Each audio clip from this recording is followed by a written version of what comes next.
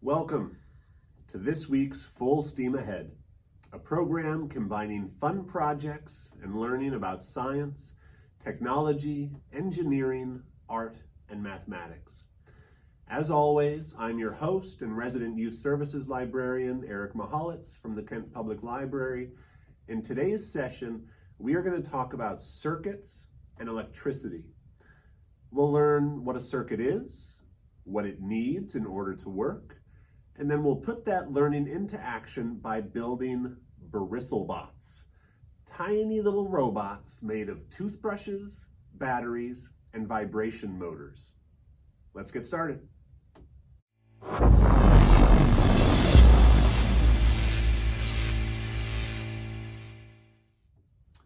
First things first, what is a circuit?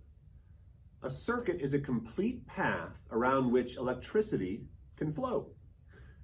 It also must include a source of electricity.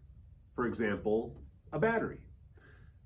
Materials that allow electricity to pass through them easily, called conductors, can be used to link the positive and negative ends of a battery, creating a circuit. In an open or a broken circuit, there is a break along that path and the current stops. In a closed or complete circuit, electric current can flow. When electric current flows, it can be used by electrical appliances like light bulbs. Now, let's put this information to the test and work on our BristleBots.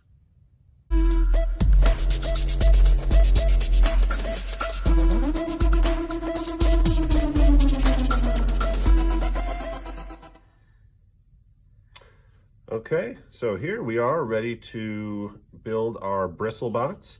I have one that I made ahead of time to be able to show. So here you can see we have all of our different components. The head of a toothbrush, a battery. This is a coin cell battery. I'm using a CR2032 battery. It's a 3 volt, but you can use a 1.5 volt battery. It all is just going to determine how much your BristleBot shakes and moves around.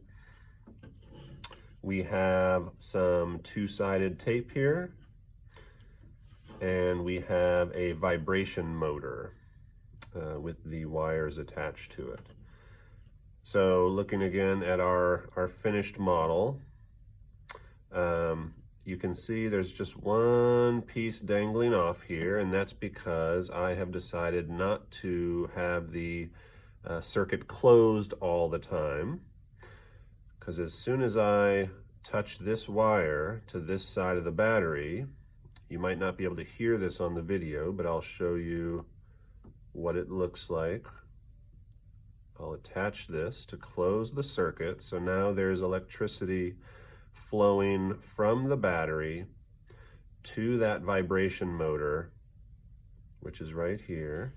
And if I set this down,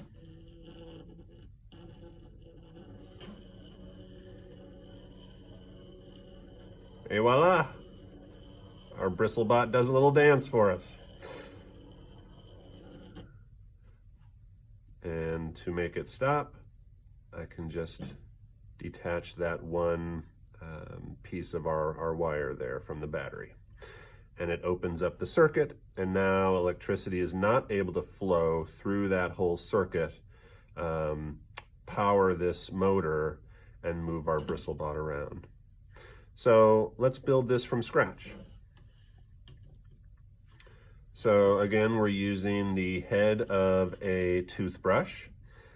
You can use an old toothbrush maybe that you have laying around the house. And I used a pair of pliers. You can use, a stronger pair of wire strippers, wire cutters. I was able to do this fairly easily. It's going to depend on what kind of a toothbrush you have, using a pair of pliers. Okay, so then the first thing that we're going to want to do is we're going to want to take some of our two-sided tape here, and we just need a strip of it. Actually, I can probably get away with something even a little smaller than that.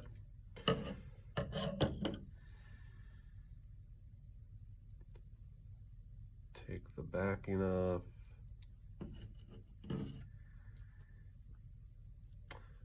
And let's place this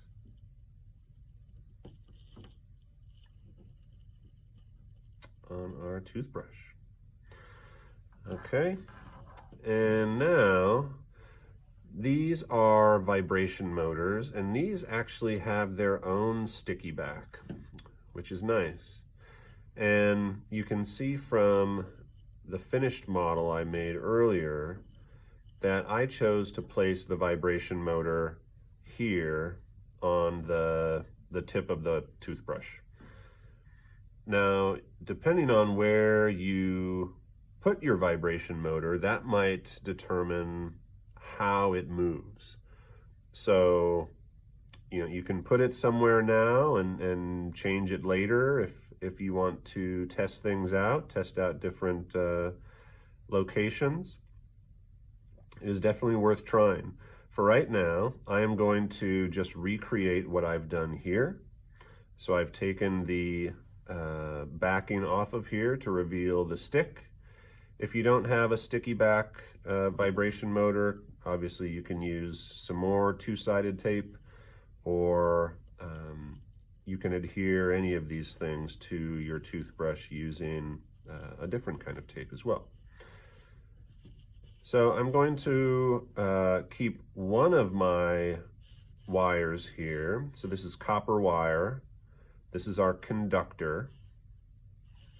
And I'm going to stick one of these wires to the tape. Okay. And I'm going to just keep this one out of the way. And now, on top of that wire, we want to place our battery. So I'm going to put my battery right on top of it. Make sure it's stuck down there.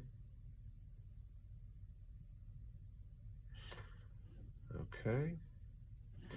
And now I have this little tiny snippet of two-sided tape from earlier. I'll peel the backing off of it. And I'm going to attach this to the wire here. And somehow also detach it from my finger. Okay, so now we basically have recreated what I did earlier. And the only thing stopping this from working, again, is this wire. We have one wire that's touching the underside of the battery.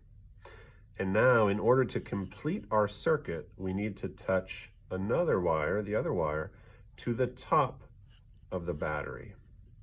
And when we do that, we should be off and running.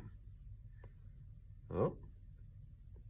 Feels like we've been successful. Let's see. Oh, sounds good. Oh, we've got a break dancer here.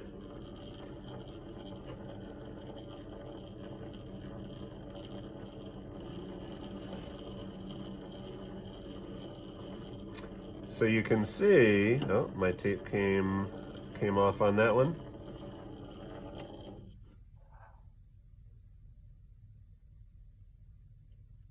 Depending on where your motor is and how centered everything is, little changes to where things are located on your toothbrush can have big impacts on how it behaves, how it moves around. There's different things that you can try in order to experiment with it. Like I said, changing the location of the vibration motor. You can use something like a craft stick here to try to wrap around a portion of your toothbrush and kind of serve as supports for it to help it maybe go straight. I always advise using googly eyes. That would basically just be for decoration, but you know, that's important too. So that really is the extent of our BristleBots here.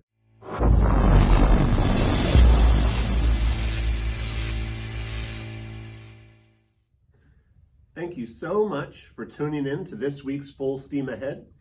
As always, I hope you had fun and learned a little something along the way. See the link in the description for more information and subscribe to the Kent Library YouTube channel. I look forward to seeing you next time on Full Steam Ahead.